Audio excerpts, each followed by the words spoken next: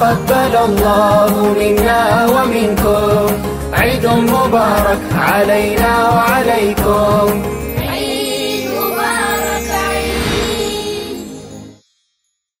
ተመልሰናል የተወደዳችሁ ተመልካቾቻችን አንድ ነሽዳ ተከታትለን ፕሮግራሙን ወደ እናንተ አድርሰን ነው እየተመለስነው በየቤታችሁ ሆናችሁ ኢቢኤስ ቴሌቪዥን ከነጃሺ ሚዲያና ኮሙኒኬሽን ወይም ጄሉ ሚዲያና ኮሙኒኬሽን ጋር በመተባበር ያሰናደውን ፕሮግራም እየተከታተላችሁ ስለሆነ እጅግ አድርገን እናመሰግናለን አሁንም በድጋሚ ያማረ የአረፋ በዓል እንዲሆንላችሁ እየተመኘን ወደ ተከታዩ መሰናዶ ነው የምናልፈው በጣም ጥሩ ተከታዩ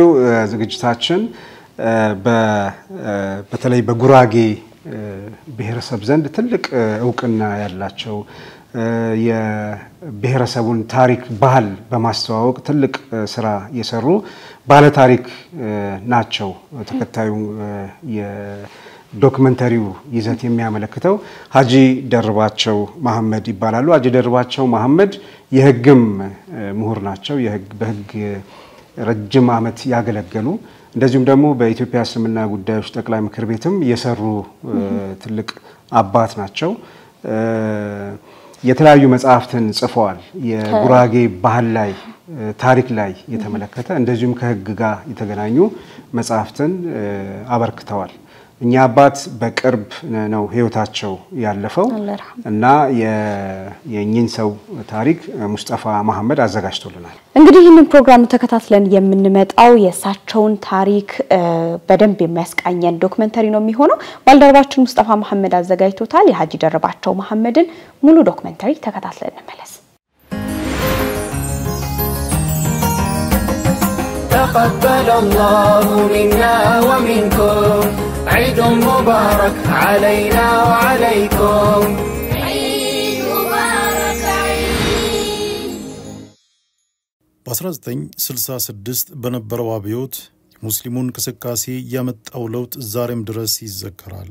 ይህ ታሪካዊ ለውጥ እንዲመጣና ለብዙ ጊዜ ሲንከባለል የነበሩ የህዝብ ሙስሊሙ ጥያቄ በተለይ መንግስት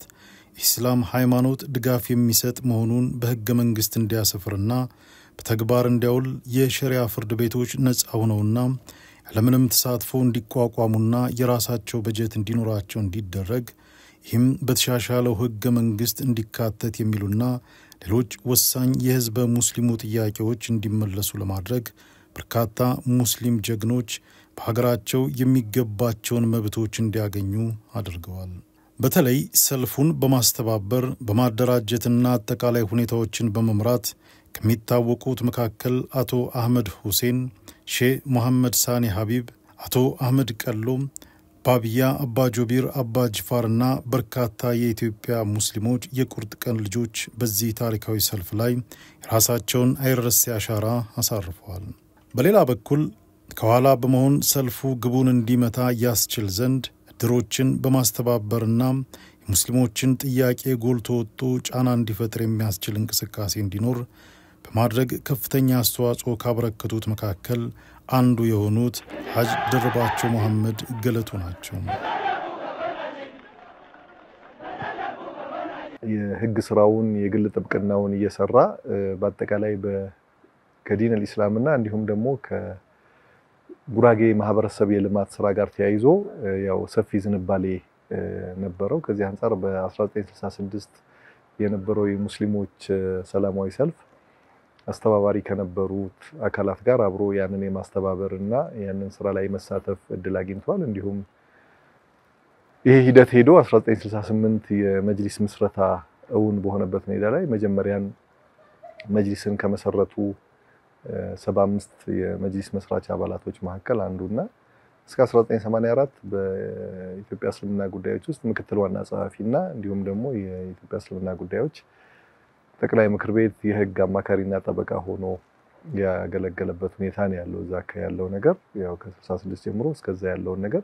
በዚህ ነው ትልቁ የስኬት የሚባለው የመጅሊሱ ስኬት ላይ የነበረው ሮል እሱ ላይ አንድ ብዙ ያልተጠቀሰ ቅርብ ጊዜ እሱን ኢንተርቪው ያደረገ ሌላ አካል ያጫወተ ነገር አለ ይሄ 1966 በኋላ የነበረው የሙስሊሞች የመጅሊስ ጥያቄ እየገፋ ሲመጣ ጎን ለጎን ትንሽ ጫና የሚፈጥር አማራጭ መፍጠር አለብኝ ብሎ አስቦ በወቅቱ የነበሩ ወደ 52 የሚጠጉ የተለያዩ የሙስሊም እድሮች ነበሩ እዚሁ አዲስ አበባ ውስጥ በጎሳ በሰፈር በመናም የተደራጁ ሙስሊሞች እድሮች ነበራቸውና እነዚህን 52 እድሮች በጋራ አደራጅቷቸው ማህበር ሆኖ እንዲመሰረቱ ጥያቄ ማቅረብ መንግስት ጋር ከዚያ በኋላ ጥያቄያቸው እየገፋ መጥቶ ልክ እና ሐጂ መሐመድ ሳኒ ሀቢብ የሚመራው የመጅሊስ ጥያቄ ጎን ለጎን እነዚህ ምድሮች የኢትዮጵያ ሙስሊም ድርጅት ሆኖ የመቋቋም መጅሊስ የመሆን ጥያቄ እንዲያቀርቡ በማድረግ መንግስት ጋር ያለው ጫና ሁለት ሳይድ ሆኖ ቢያንስ አንዱን አይሆንም አንደኛውን ይሆናል ብሎ በመወሰን ረገድ የተወሰነ ሚና ይኖራል ተብሎ የሚታሰብ እንቅስቃሴ ነበረው እነዚህ ምድሮቹን አድራይቶ በማስተባበር እድሮቹን ያው መንግስት እናንተ ምንም ሃይማኖታችሁን ፕራክቲስ እንድታደርጉ ምንም የከለከላችሁ አካል ስለሌለ ተቋም ድርጅት የምትሆኑበት ምንም ምክንያት የለም ይሄኛው ግን ደግሞ እነሱን ዘግቶ ወዲያው ደግሞ መጅሊሱ ደግሞ ቢያንስ መቋቋምና ጥያቄያቸው አግባብ ስለሆነ መመስረት ይችላል ተብሎ መጅሊስ መመስረት ላይ እዚህ ትልቅ ድርሻ አለው ብዬ አስባለሁ ሐጂ ደርባቸው ጠበቃ ነበሩ ግን መጅሊስ አልዓላን ለመመስረት እና ሐጂ ኢብራሂም አብዱ ሰላም የሚባሉ ምክትል ሊቀመንበሩ ሐጂ መሐመድ ሳኒ ሀቢብ ዋናው ሊቀመንበር ሐጂ አህመድ ሻፊ የሚባሉ የጉራጌ ብሔረሰብ ነበሩ እሳቸው ሶስተኛ ምክትል ሊቀመንበር ሆነው ሐጂ ደርባቸው መሐመድ የህግ አማካሪ ለመጅሊሱ የህግ አማካሪ በየቦታው ህጋዊ በሆነ ቦታ ሁላ እየሄዱ ስለ መጅሊሱ የሚከራከሩ መጅሊሱን የሚያስተዋውቁ ህጋዊ መሆኑን መንግስት ጋራ እየሄዱ የሚታገሉ ነበሩ በዛ መሰረት ሐጂ መሐመድ ሳኒ ሀቢብ ይወዷቸው ነበር ምክንያቱም ሌሎች አሉ ህግ አዋቂዎች ሌሎችም ነበሩ ሐጂ ዑመር የሚባሉ የጠቅላይ ሸሪዓ ፍርድ ቤት ፕሬዝዳንት አባል ነበሩ ግን ጊዜ የላቸውም መጅሊሱ ለመንጣት ብዙ ያስቸግራቸዋል አልፎ አልፎ በአራት ወር በስድስት ወር በምን በሚሰበሰበው ስብሰባ ይመጣሉ በኋላ ሐጂ መሐመድ ሳኒ ሀቢብ ሲሞቱ ሊቀመንበር ሆኑ ሐጂ ደርባቸው መሐመድ ግን ከሐጂ መሐመድ ሳኒ ሀቢብ ከሊቀመንበሩ ጎን አልተነጠሉም አልተለዩም የሚያማክሩት እሳቸው ናቸው ጠቅላላ በየትኛው ቦታ እየሄዱ ስለ መጅሊሱ የሚከራከሩ እሳቸው ናቸው ምክንያቱም መጅሊሱ በዛን ጊዜ መጅሊሱ ምንድነው ህጋዊ ሰውነት ይሰጠን ብሎ ለመንግስት አመልክቶ ነበር ሐጅ ደርባቸው መሐመድ በተለያዩ ተቋማትና ድርጅቶች በማስተባበር በመምራት በማደራጀት ይታወቃሉ በ1950ዎቹ በአባይ በለስ ወንዝ ግድብ ዙሪያ በተደረገው ጥናት ላይ በረዳት ቴክኒሻንነት ተሳትፈዋል በጉራጌ መንገድ ስራዎች ድርጅት ላይ አመርቂና የማይረሳ አሻራቸውን በማሳረፍ ይታወቃሉ ሐጅ ደርባቸው በተሳተፉበት ተቋማትና ድርጅቶች ላይ የራሳቸውን አይረሳ አሻራ በማኖር ዘመን ተሻጋሪ አበርክቶ ማድረጋቸውን በቅርብ የሚያውቋቸው ወዳጆች ይናገራሉ በተለይ ደግሞ የኢትዮጵያ እስልምና ጽሕፈት ቤት ምስረታ ላይም የበኩላቸውን ሚና እንዳላቸው ይነገራል ያው ልጅነቱን ያው ትምህርት የመጀመሪያ ሁለተኛ ደረጃ ትምህርት ቤት እንዳጠናቀቀ ወደ ስራ ዓለም ነው የገባው የመጀመሪያው የስራ ፊልዱ ያው ሾርቲያ ክፍል አጠናቆ በወቅቱ የአባይ ተፋሰስ ላይ ጥናት የሚያደርጉ የውሃ ሰራተኞች ጋር እነሱ ጋር የአባይ ተፋሰስ ውሃ ጥናት ስራ ላይ ነበረ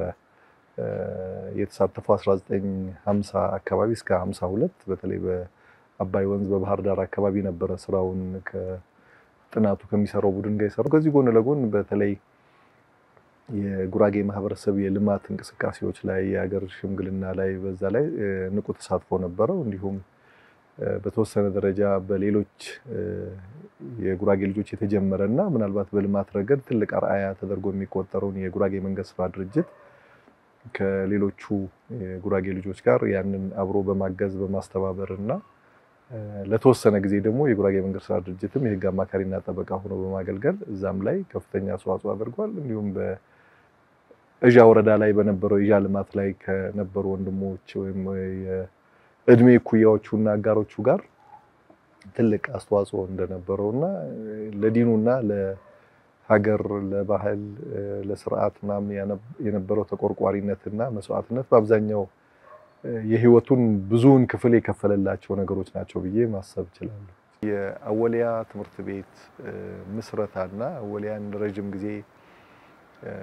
ያስተዳደረ የነበረው የአወሊያ ትምህርት ቤት የበላይ ጠባቂ የሚባለው የወላጅ ኮሚቴ ነውና እዛ ወላጅ ኮሚቴ ላይ የመጀመሪያዎቹ ወላጅ ኮሚቴዎችና ከነ ሀጂ ሻሚል ውልሰቦ ጋር በጋራ በመሆን አወሊያ ትምህርት ቤት በተለይ ወንጌቱ እንዲገነባ ትምህርት ቤቱ እውን እንዲሆንና እንዲሳካ ከፍተኛ ጥረት ካደረጉ ሰዎች ያኔ በሀጂ ቱሬ ነው አብዛኛው አጥሩ ምናምን የተሰራውና በዛ ላይ ትልቅ ድርሻ ነበረው። ከዚያው ጎን ለጎን የራቢጣ ወይም ኢንተርናሽናል ኢስላሚክ ሪሊፍ ኦርጋናይዜሽን አወሊያን ከመረከብ ጋር ተያይዞ ከነሱ ጋር ሰፊውን ስራ ከመስራት በተጨማሪ እዛ የአወሊያ ህፃናት ማሳደጊያ የዳር ላይ ታምን በማቋቋም ደረጃ ከፍተኛውን ድርሻ የሚይዙት አባቴ ሀጂ ሻሚል ውልሰቦና ሀጂ ናስር ኢብራሂም የሚባሉ አሁን ለንደን ይመስለኛል ያሉት የኤርትራዊ አባት ነበሩ። ሶስቱ በጣም ተናበው ትልቅ መስዋዕትነት ከፍለው ያቋቋሙት የቲሞች ማሳደጊያ ነበር። አወሊያ ትምህርት ቤት በመንግስት ሊዘጋና ሊወረስ እንደሆነ እንቅስቃሴ መጀመሩን በሚወራበት ወቅት ሀጅ ደርባቸው የታወቁ ሽማግሌዎችን በማደራጀት እስከ ትምህርት ሚኒስቴር ድረስ በመሄድ በመነጋገር አወሊያ እንዲቀጥል በማድረግ በኩል የራሳቸው አስተዋጽኦ አድርገዋል። በ2004 የድምጻችን ይሰማ እንቅስቃሴ በአወሊያ ትምህርት ቤት መጀመሩን ተከትሎ ሀጅ ደርባቸው መሐመድ በሽምግልና ደረጃ ከትላልቅ ተጽዕኖ ፈጣሪ ከሆኑ ሰዎች ጋር በመሆን ከመንግስት ጋር በሚደረጉ ንግግሮችና ፕሮግራሞች ላይ ሁሉ ሲሳተፉ እንደነበረም ይጠቀሳል። በተለይ መጨረሻ ላይ ወንድሞች እና በዚህ ኮሚቴዎቹ መታሰር ጋር ተያይዞ ወዲያው ከመንግስት ጋር የሚደራደር የሽማግሌ ቡድን ተዋቅሮ ሽምግልና በነበረበት ሂደት ላይ ያው ንቁ ተሳትፎና ብዙ በወቅቱ የነበሩትን የመንግስት አካላት ብዙ ለመወገት ሞክሯል። በዚህ ላይ እንግዲህ ብዙ ለፍቶ በመጣ ውጤት ራሱ መንግስት ለሙስሊሙ ማህበረሰብ ትክክለኛ ተገቢ ምላሽ እንዳልሰጠ በወቅቱ ለነበረው የፍትህ ሚኒስቴር እንደው የወንድሞች መፈታት የተለየ ሙስሊሙን ሽማግሌዎች ሪስፔክት አድርጋችሁ ያመጣችሁት ለውጥ ስላልሆነ ምስጋና አይገባችሁም ነው ያለው። እኔ በተበኔ በኩል ምስጋና አይገባችሁም፣ ምክንያቱም ምህረት ምናምን የሚባለው ነገር መንግስት የለመደውና በየአመቱ ያለው ነገር ነው። እሱን እንኳን ቢሆን አንዴ ሁሉንም በመልቀቅ ሙስሊሙ እንዳይሰት እንኳን ቆራርጣችሁ የሙስሊሙን ደስታ እንዳይሟላ በማድረጋችሁ ምስጋና አይገባችሁም፣ ሌሎች ወንድሞች ቢያመሰግኑም በኔ በኩል ግን እንደማይገባችሁ ነው ማምኖ የሚል ምላሽ ሁሉ ነው የሰጣቸውና እዚህ ላይ ይሄ ጉዳይ በሰላም እንዲያልቅ የሚደረገው የሽምግልና ሂደት ላይ ነበር ከፍተኛ እንቅስቃሴ ሲያደርግ የነበረው። ሀጂ ደርባቸው መሐመድ ብዙ ተሳትፎ አድርገው አወሊያ ሳይፈርስ ቀረ፣ በደርግም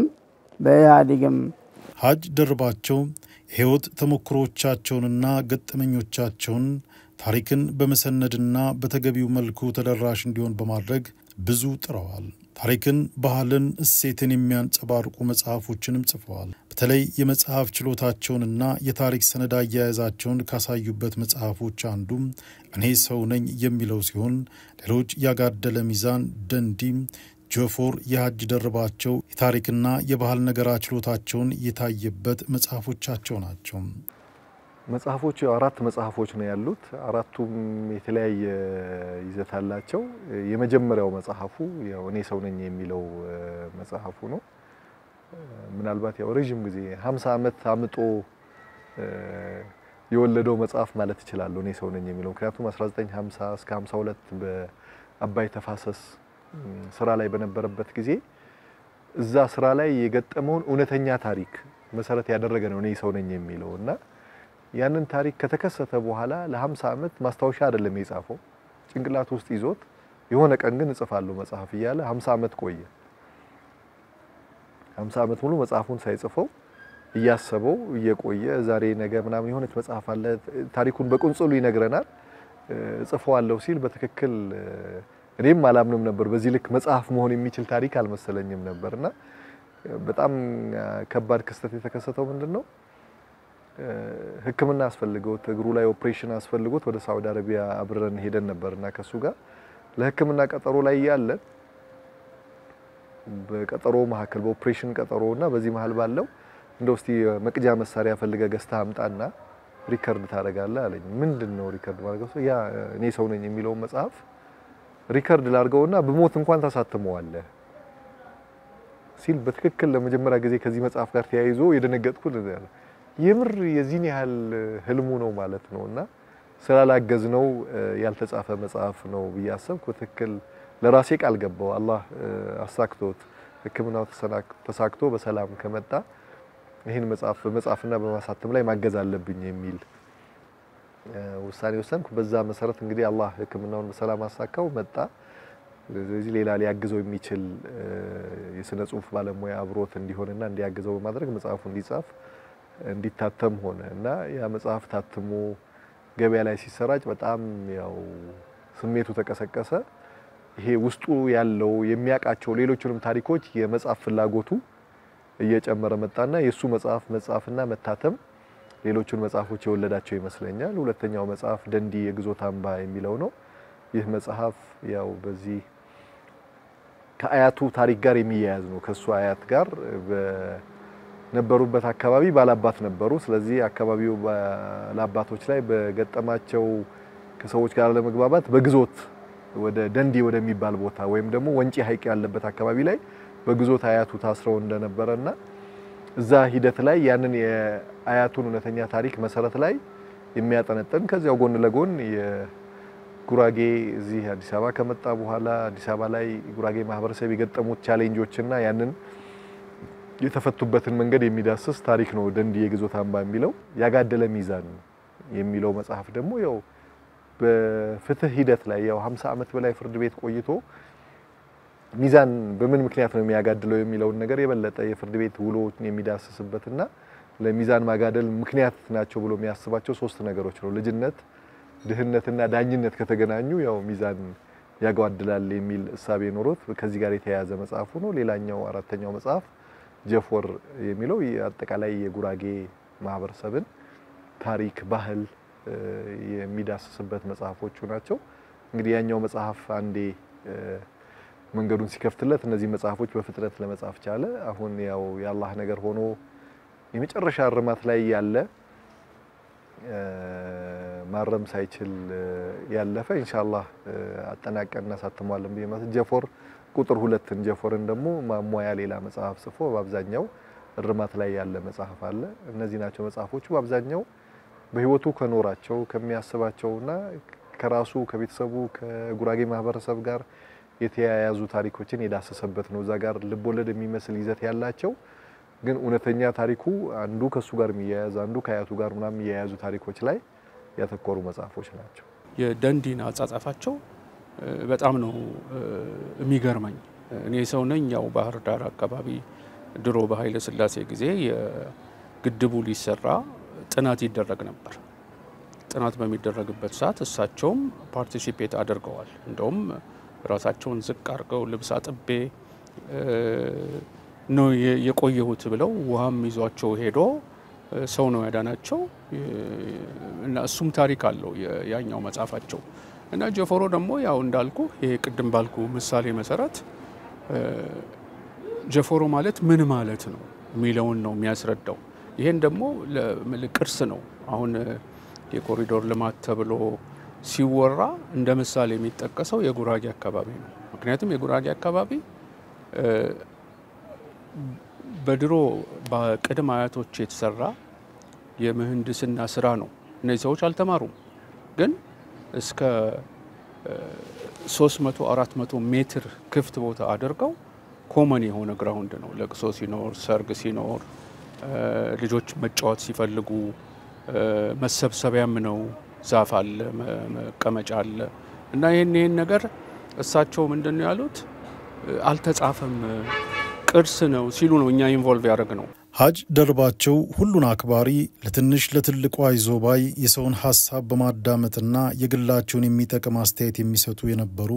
ለቤተሰቦቻቸው ደግሞ ያላቸውን የአባትነት ፍቅር ሳይሰስቱ የሚለግሱ እንደነበር በቅርብ የሚያውቋቸው ጓደኞቻቸውና ያሳደጓቸው ልጆች ሁሉ ይመሰክራሉ። ወላሂ ለቤተሰብ አላቅም ማለት እንዲህ በዚህ ዘመን በእኛ ትውልድ ላይ ጥሩ አባት ለልጆቹ በጣም እና ለቤተሰቡ የሚጨነቅ አባት ተብሎ ሊወሱ የሚችሉ ብዙ ሰዎች ሊኖሩ ይችላሉ። ግን በጣም ይለይብኛል ሐቂቃ ማለት ነው። እንደው አባቴ ስለሆነ ሳይሆን የምር ይሄ ሰው የሚለው ስለ ሰው የተወሩ ትክክለኛ ጥሩ ሰው ምናምን ሊባሉ የሚችሉ ሰዎች ከተነሱ በዛ ልክ እንደዚህ ለኔ የሆነ የጥሩ ሰው ውሃ ልክ ነገር ነው ብዬ ማስበው። ለየት የሚያደርገው እንደኔ ያው ብዙ ሰዎች ጋር የመገናኘት እድል አለኝና በተለይ ለዲን الاسلام እና ለዑለሞች ያለው ፍቅር በጣም የተለየ ነበር ሐቂቃ ማለት ነው። ምክንያቱም የምር የሆነ አንዳንዴ ብዙ አውቀን ብዙ ሸሪዓን ተምረን ለዲን እና ለዑለሞች ያለን ፍቅር አንዳንዴ በጣም በእخلاص የተቃኘ ሲሆን የሚኖረው ስሜትና እንዲሁ ለምደነው ስለ ዲን እንቆረቆራለን ለምደነው ዑለሞችን እንወዳለን እና ከብራለን ብለን ይሄ ነገር ልናጸባርቅ እንችላለን። ግን ከምር ካንጀት የሆነ ነገርና ከምር የሙስሊሞች ጉዳይ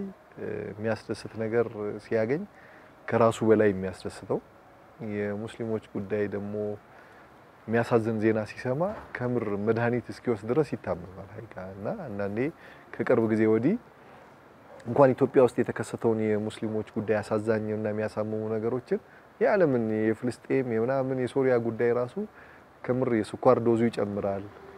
ከምር ታሞብን ሐኪም ቤት መውሰድ እንገደዳለን እንዲህ አይነት አስጨናቂ ነገሮች ሲመጣና ምንም ነገር እንዳይሰማ እስክናግደው ድረስ በጣም የምር የዲን ፍቅር ነበር ሐቂቃ ማለት ነው። የምር ብዙ ራሴም ጋር ብዙ ቅርብ ማቃቸው ሰዎች ጋር የማላስተውለው ኢኽላስ እና የልብ ተቆርቋሪነት አይበት ነበር። ከዛ ውጪ ደግሞ ለዑለሞች በጣም የተለየ ፍቅር አለ። ሼህ መሐመድ ሳኒ ሐቢብ ጋር ሼህ መሐመድ ወሌ ጋር የነበረው አታችመንት በጣም የተለየ ነው። እንዲሁም ደግሞ የሐጅ ሙሳ ኪኪያን ጋርም የነበረው ግንኙነት በጣም ቅርብ ነው። በስራ ቢሮአቸው አንድ አካባቢ ነበር መጀመሪያ ላይ ከዚያ በኋላ እስከ ለተሞታቸው ድረስ በጣም ቅርብ ወዳጃቸው አማካሪያቸውና እንደው ኑዛዚያቸውንም የጻፈውና የተቀበለው እሱ ነውና በዚህ ልክ ለዑለሞች የተለየ ሪስፔክት አለው። ሀጂ ደርባቸው መሐመድ ተግባቢ ነበሩ ይወዷቸው ነበር። ማንኛውም ሀጂ መሐመድ ሳኒ ሐቢብ በጣም ስለሚወዷቸው የመጅሊሶቹ 70 ናቸው። የመጅሊስ አባል 70 ነበሩ። 70ዎቹ ሁሉ እሳቸውን ያከብሯቸው ነበር ይወዷቸው ነበር እና ከሁሉም ጋር ማህበራዊ ኑሯቸው ጥሩ ነበር። ሀጂ ደርባቸው በስም አውቃቸዋለሁ። ባለቤታቸው ዘመዴ ነች እትዬ ሙሉ እና ምንድነው ሀፕን ያደረገው ስለ ኢትዮጵያ ታሪክ እከታተላለሁ ውጭ ሆኜ ማለት ነው። እና የመዓዛ ብሩ ፕሮግራም ላይ ሲቀርቡ እኔ በህይወት አንድ ቀን ነው ያየኋቸው ከዛ ከአገሬ ቤት ከመውጣቴ በፊት ማለት ነው። እና እሳቸው መዓዛ ብሩ ጋር ቀርበው ስለዚህ ስለ ጀፎረ የሚባለው መጽሐፍ ሌሎችም ደንዲም እኔ ማን ነኝ የሚሉ ጽፈዋልና አላውቅም ደራሲ እንደነበሩ አላውቅም ጠበቃ እንደሆኑ አውቃለሁ። እና በቅርብም እንገናኝም አልነበረም። እና ከዛ እንዳልኩ የመዓዛ ብሩ ላይ ካየኋቸው በኋላ በጣም ኢምፕሬስ አደረጉኝ። እንዲህ አይነትም ደግሞ ሰዎች አሉን እንዴ ብዬ በጣም ኢምፕሬስ ሆንኩኝ። ስልክ ቁጥራቸውን ማፈላለግ ጀመርኩ። በኋላ ስልካቸውን አገኘው ከጓደኛዬ እና ስደውላቸው በጣም እየፈራሁ ነው የደወልኩላቸው። በቃ ግዙፍ ሰው ነው የመሰሉኝና ያው ግዙፍ ናቸው ግን በጣም ደግሞ ለመቅረብ አፕሮች ለማድረግ ቀላል ናቸው አይከብዱም። በቃ እና በኋላ ደወልኩ። አባቴን ያውቁታል። ከዛ በኋላ መጠያየቅ ጀመርን ማለት ነው። እደውላቸዋለሁ ብዙ ጊዜ ኢንተረስትድ ሆንኩኝ። ምክንያቱም አንደኛ ያደምጡሃል፣ በጣም አድማጭ ናቸው። ሁለተኛ ጥያቄ ስጠይቃቸው አይሱ ልጅ ነው ምናምን ነገር ብለው ችላ አይሉም፣ በጣም ያከብሩሃል። እና ውስጥ የሚገቡት ነገር አለ። አይ ዶንት ኖ ምን እንደሆነ አላውቅም። እኔ ውስጥ በጣም ገብተዋል ሀጂ። በጣም ነው ማዝ ነው። እኔ እንደውም ብዙ ጊዜ የምለው ሀጂን በህይወት እያሉ ነው መዘከር ያለብን። ከሞቱ በኋላ ምን ያደርጋል ነው ምለው ሁሉ ጊዜ። ሀጂ እውቀቱን ከየት አገኙት ብዬ ጠይቃለሁ ሁሉ ጊዜ። እና ያው ምለ ኤክስፒሪየንስ አለ፣ ያው ትሬኒንግ አለ፣ ኤዱኬሽንም አለ። እና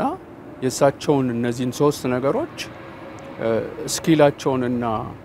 አቲቲዩድና ቢሄቪየራቸውን ሼፕ አድርጎታል።